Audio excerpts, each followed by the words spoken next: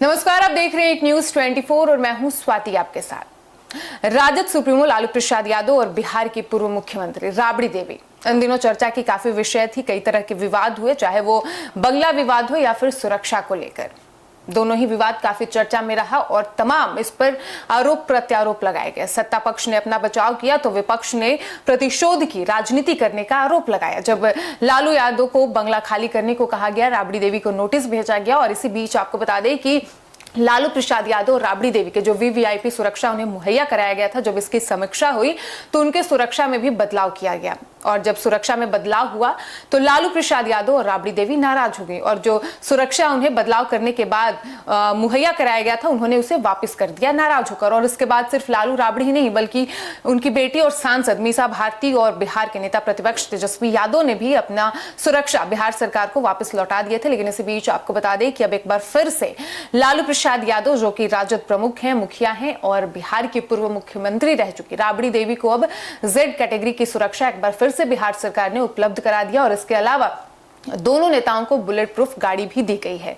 और आपको बता दें कि बंगला विवाद के बीच राबड़ी देवी अब अपने निजी आवास में शिफ्ट हो गई है, वहीं तेजस्वी यादव सरकारी आवास में शिफ्ट हो गए हैं। लेकिन जो सुरक्षा को लेकर जिस तरीके से विवाद हुआ था, अब कहीं ना कहीं इसमें बदलाव हुआ है। और लालू यादव ने कहा है, जब उनसे मीडिया ने यह सवाल किया कि जब आपके सुरक्षा में बदलाव किया गया था तो क्या बिहार सरकार आपके साथ अन्याय कर रही थी, इसके जवाब में लालू प्रसाद यादव ने कहा कि हाँ, हमारे साथ अन्याय हुआ था और बिहार सरकार अब बैकफुट पे आ गई है। अब इसके बाद देखना यह होगा, क्योंकि एक तरफ जब बंगला विवाद हुआ था तो सम्राट चौधरी ने भी कहा था कि चाहे कोई कितने भी बड़े नेता रहे हो, सुरमा रहे हो, सरकारी बंगला किसी की नहीं होती है। और जब आपको सरकार की तरफ से निर्णय, प्रशासन की ओर से जब आपको आदेश आता है तो आपको खाली करना पड़ता है। और उसके बाद जब सुरक्षा का मुद्दा आया था तो यह मुद्दा और ज्यादा गर्मा गया था।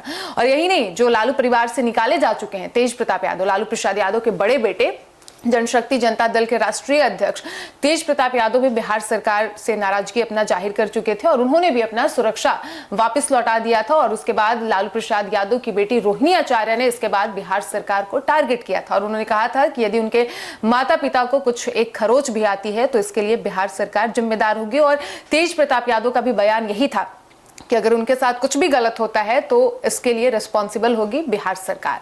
लेकिन अब एक बार फिर से सरकार ने जो सुरक्षा का व्यवस्था था उसमें बदलाव किया और लालू प्रसाद यादव और राबड़ी देवी को अब Z+ की सुरक्षा मिल गई है, माफ कीजिएगा, जेड कैटेगरी की सुरक्षा मिल गई है। और साथ ही दोनों नेताओं को बुलेट प्रूफ गाड़ी भी सरकार की ओर से, बिहार सरकार की ओर से मुहैया कराई गई है। लेकिन लालू प्रसाद यादव ने इसे बिहार सरकार की बैकफुट पे रखने वाली बात उन्होंने कहा कि बिहार सरकार कहीं ना कहीं जो प्रतिशोध की राजनीति कर रही थी और सरकार पर दबाव बना, तभी सरकार ने ये कदम उठाया है और उन्हें फिर से जेड कैटेगरी की सुरक्षा दी गई है।